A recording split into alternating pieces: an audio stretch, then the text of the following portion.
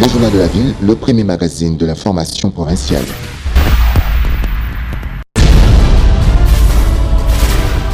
Tout de suite, le journal.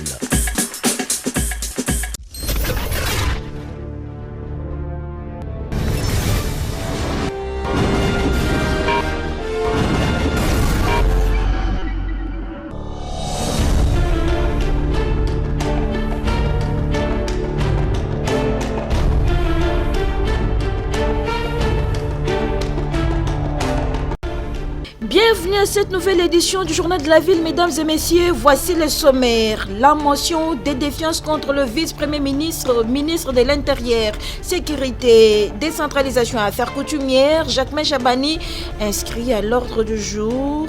Décision de la conférence des présidents de groupes parlementaires qui intervient après 48 heures des débats particulièrement houleux. Ouverture ce jeudi du procès des 3 présumés braqueurs arrêtés par la police nationale congolaise. Le vice-premier ministre de l'Intérieur et Sécurité a assisté à l'audience foraine. Les prévenus sont poursuivis pour association des malfaiteurs, détention illégale d'armes de guerre et vol à main armée. De la production à la gestion de l'accessibilité du livre physique et numérique, c'est le thème de la Journée mondiale du livre célébrée ce 23 avril 2026 en RDC. Plusieurs activités ont été organisées à l'occasion du livre, véritable richesse d'une nation. C'est tout pour les sommaires, mesdames et messieurs. Encore une fois, bienvenue dans ce journal. Le Journal de la Ville, le premier magazine de l'information provinciale.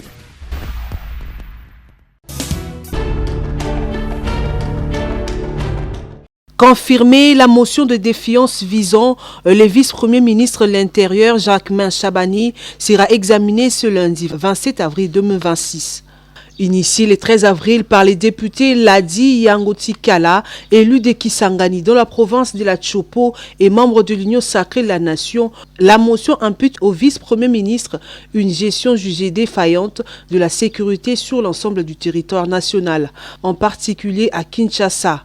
Au-delà de ces grèves centrales, les textes lui reprochent également une entrave au contrôle parlementaire, une atteinte à la séparation de pouvoir et des abus d'autorité à des fins partisane. Mais la procédure a rapidement viré à l'épreuve de force. Plusieurs députés signataires ont fait état de pressions exercées par leurs formations politiques respectives et au moins l'un d'entre eux a officiellement retiré sa signature. Du côté du camp Chabani, on pointe désormais les manœuvres de certains caciques au sein même de l'UDPS, les partis présidentiels, dont l'implication dans les turbulences internes et la majorité soulève de nouvelles interrogations sur les lignes des fractures au sein de l'Union sacrée.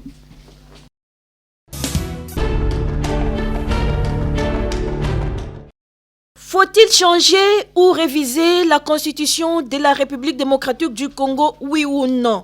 Les animateurs de la société civile membres de la plateforme Agir pour les élections transparentes et apaisées à État et les experts ayant l'expertise sur les questions électorales, économiques, juridiques et politiques sont plongés dans une réflexion approfondie et solide sur la question depuis ce jeudi 23 avril 2026 au Centre catholique Liloba de Lemba. L'État va également s'épancher sur plusieurs enjeux majeurs, notamment les dialogues nationaux exigés par l'opposition politique, l'organisation des élections en vue de l'alternance démocratique à l'horizon 2028, ainsi que la question du recensement général de la population. Jérôme Bonso-Mwamba, secrétaire permanent de l'État. Ce n'est pas une question taboue. Nous allons réfléchir sur cette question pour ceux qui sont pour la révision de la Constitution, pour ceux qui sont pour le changement de la Constitution. Nous allons apporter une expertise pour faire le plaidoyer aux uns aux autres. Comment nous pouvons nous en sortir? Parce que nous avons l'obligation d'ordre constitutionnel de tenir les élections dans le délai constitutionnel comme prévu et avec d'autres enjeux qui s'ajoutent, avec les agitations de la classe politique congolaise. Comment aider cette classe politique à s'en sortir à l'horizon 2028. À l'issue de cet atelier, des options concrètes et des recommandations stratégiques sont attendues afin de nourrir un plaidoyer auprès du leadership politique congolais. L'objectif est de contribuer à la consolidation de la démocratie et à la stabilité du pays, a indiqué Roger Mombala, chargé de programme à État. À l'issue de cet atelier, ce que l'État attend, c'est de voir les participants réfléchir, approfondir leurs analyses pour qu'on ait un cahier de charges avec des options et des recommandations stratégiques qui vont nous permettre de mener un plaidoyer auprès du leadership politique et surtout sortir avec des points de vue par rapport à la question liée à la révision ou au changement de la Constitution. Et de son côté, l'expert et facilitateur de ces travaux, le professeur Ferdinand Mafolo.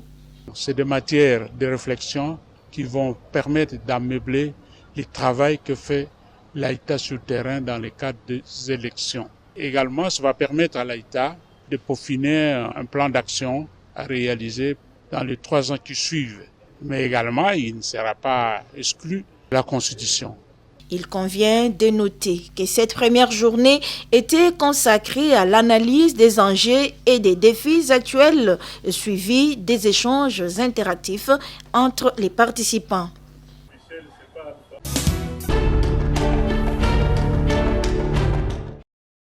En présence des services techniques concernés, des mesures conservatoires ont été prises par le comité de suivi de la paie afin que tous les agents et fonctionnaires de l'État reçoivent leur salaire avant la fin de ces mois, bien que des défis sécuritaires persistent.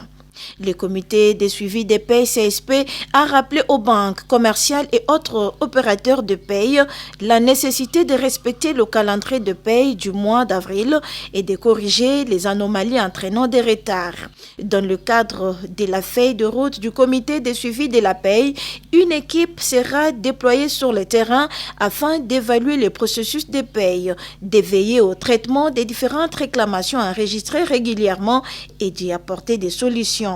S'exprimant à cette occasion, Fidel Kiangi Matangila, président de l'intersyndicale nationale de l'administration publique, a vanté les efforts déployés par le gouvernement congolais pour rétablir la régularité de la paie des fonctionnaires.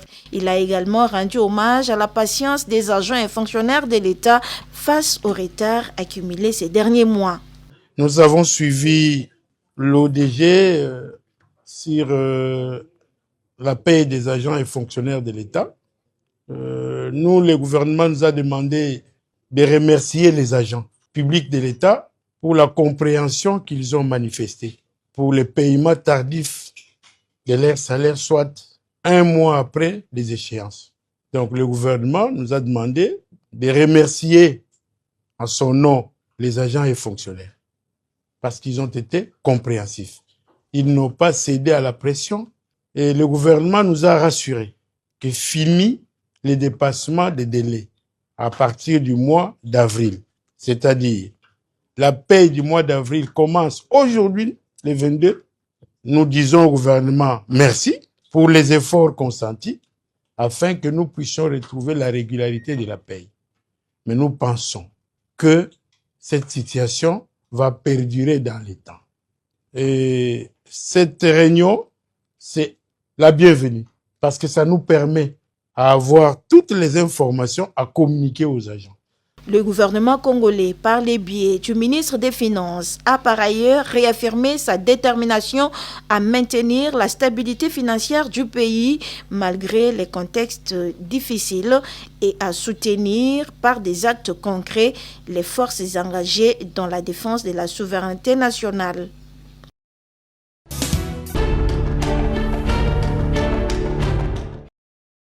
Dans le but de viabiliser et booster la desserte du courant électrique produit à la centrale de Kakebola et distribué dans la province du Kwilu, faisant suite à la correspondance du ministère des Ressources hydrauliques et électricité donnant instruction à la Société nationale d'électricité SNEL SA d'assainir, viabiliser et stabiliser les réseaux, booster la consommation de l'énergie électrique, la haute hiérarchie de la SNEL a diligenté une mission à Kikwit en date du 18 avril 2026 dont le but d'évaluer l'état actuel du réseau afin d'y apporter des améliorations les cas échéants. La délégation de la SNEL, conduite par le directeur provincial Prosper Bakoukou, est allée en premier lieu présenter ses civilités à Madame la maire de la ville de Kikwit. Ici, nous sommes devant le président de la République. Voilà. Juste après cette visite, une réunion technique a été tenue au bureau SNEL de Kikwit. Au sortir de ces meetings, le chef de la délégation SNEL parle de l'objectif de leur mission. La population de la ville de Kikwit attendait avec impatience le lancement de l'électricité venant de Kakobola. Effectivement, le 26 mars dernier, le chef de l'État était passé et il avait lancé bel et bien ces réseaux-là de Kakobola. Et au jour d'aujourd'hui, le directeur général nous a envoyé pour essayer un peu d'échanger avec la population, donc faire une vulgarisation, de voir comment vont se gérer ces réseaux-là de Kakobola. Voilà notre objectif ici. On est venu pour vulgariser cette population-là. Bon, effectivement, quand vous arrivez quelque part, vous devez d'abord voir les autorités de la place. C'est comme ça que nous sommes présentés à la mairie pour présenter nos civilités au maire de la ville qui nous a reçus. Et après cette descente-là, après ces civilités-là, on est passé au bureau pour échanger un peu avec les opérationnels de Kikwit ici. Et après, je crois que demain, les activités vont commencer. On aura des réunions avec le conseil de sécurité. Et ce n'est qu'après cette réunion-là, il y aura une séance de vulgarisation avec la population. Une série d'activités est prévue dans les cadres de la présente mission, notamment la réunion avec les conseils provinciaux de sécurité, la rencontre avec la société civile, l'évaluation physique des travaux réalisés.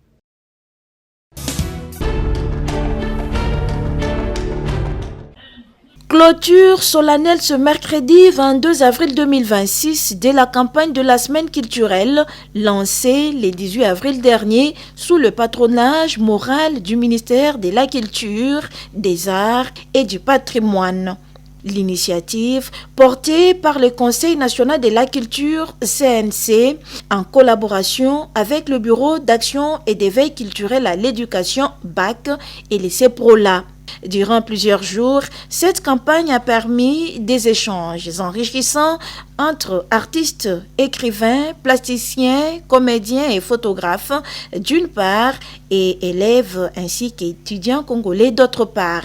Tout au long de l'événement, expositions, vente des livres et présentation d'œuvres d'art ont rythmé les activités au grand bonheur des apprenants et des passionnés de la lecture.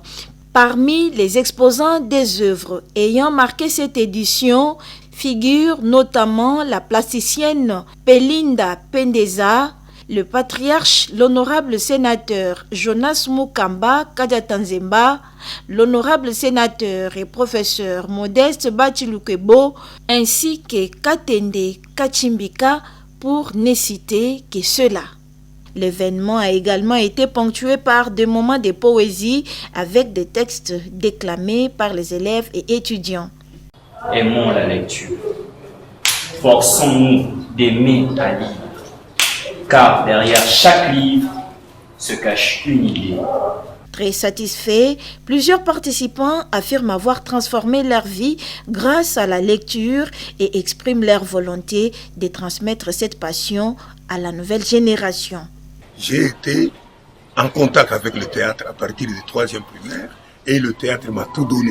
J'ai commencé à lire, à beaucoup lire et j'ai gagné toute ma vie avec la lecture. Et j'aimerais moi aussi transmettre le flambeau à la génération future. Au nom du Conseil national de la culture, le ministre honoraire Jean-Marie Tantoumé remercie les participants et les exposants pour leur implication tout au long de cette campagne, tout en soulignant que on ne peut pas, dans un pays où il y a une élite intellectuelle, n'accorder de l'importance qu'aux arts de détente, aux arts qui parfois, inconsciemment, détruisent l'éducation. Nous voudrions que les écrivains, les auteurs d'ouvrages, les plasticiens, les comédiens et photographes qui sont des têtes pensantes soient considérés par toute la population. et que nos œuvres d'art et d'esprit soient connues, promues et achetées par des compatriotes. Tout est bien qui finit bien.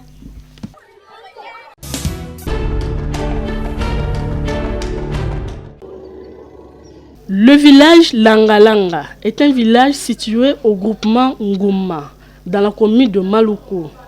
Ce contrée est dirigé par le chef coutumier Cédric Maléo Mukabintou, qui nous donne ici la cartographie de son fief. Le village Langalanga est situé au nord par la ferme Mama Lukiana, qui est au nord comme ça, et au sud par une rivière, bien la rivière où référence à Maï, à village Basuku. Surtout qu'à l'est, nous avons village Longole Koti. Nous avons limité en fait Ravemo les Kamoulaï. Nous avons limité wana. Surtout que na sud, nous avons village Nkomo où nous avons limité na Basinga Inga qui traverse tout au long du village Nangai, Bandi Kolo, Ti et Kitinase. Les cartographies aux aguets déjà données par nos ancêtres. Nous avons fait que hériter, surtout héritango. Donc ce sont des limites qu'on appelle des limites naturelles. Cependant, ce dernier affirme que pendant son règne, il a lutté pour l'éveil de la mentalité avec l'assainissement et plusieurs projets de développement mis en marche au sein de ces villages. Il n'y avait pas vraiment de développement.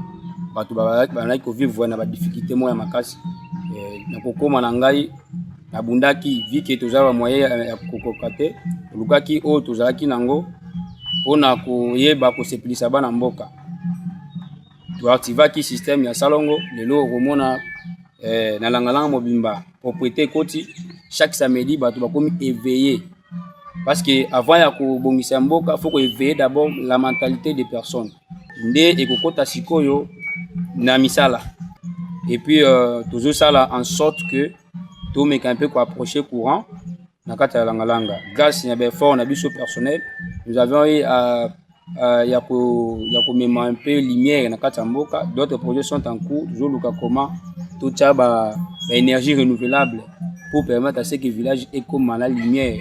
Nous avons un projet monsieur local captage d'eau parce que nous avons des rivières na simana biso. Nous avons un projet de lukato ça local pour capter maï. Nous avons des partenaires qui toujours collaborer pour en faire en sorte que Maï est comme. Le village Langalanga est un village en voie de développement qui nécessite plusieurs partenaires pour son développement.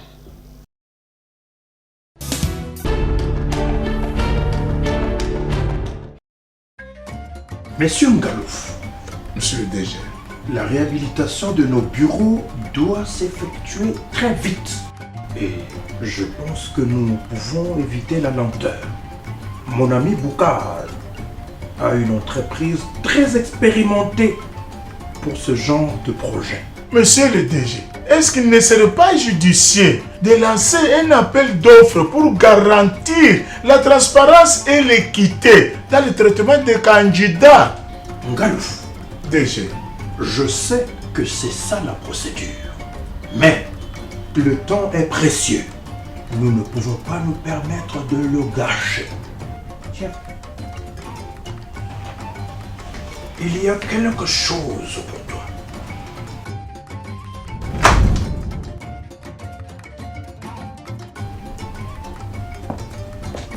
Pensez à mon ami Boukar. Passez-lui ce marché.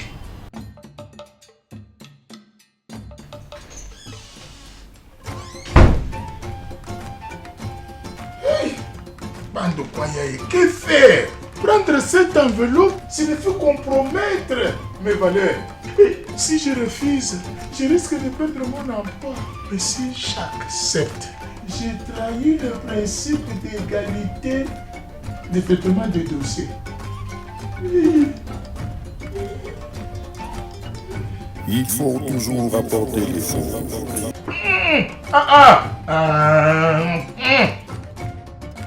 Monsieur l'inspecteur, j'ai des preuves de tentatives de corruption dans l'attribution du marché de réhabilitation des Bigot. Qu'est-ce qui s'est passé?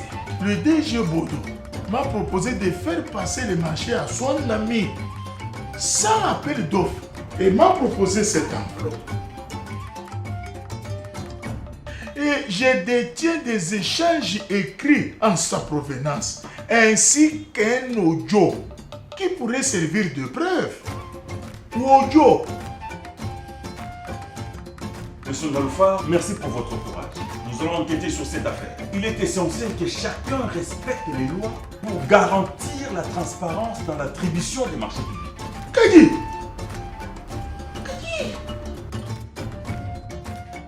Monsieur le DG, je vous rappelle que toute infraction commise à l'occasion de la passation de marché public est punie du double de la servitude pénale prévue pour cette infraction. Je peux vous trouver quelque chose. Ah, vous voulez donc me corrompre?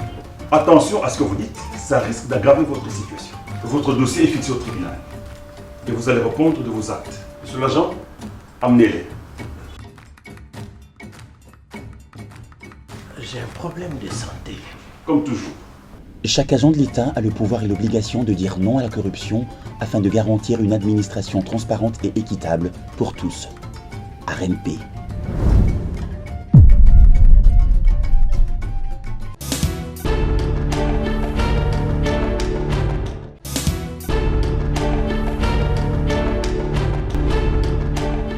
Nous sommes arrivés à la fin de ce journal de la ville, mesdames et messieurs. Merci de l'avoir suivi. Le prochain rendez-vous est fixé pour ce vendredi et d'ici là, portez-vous bien.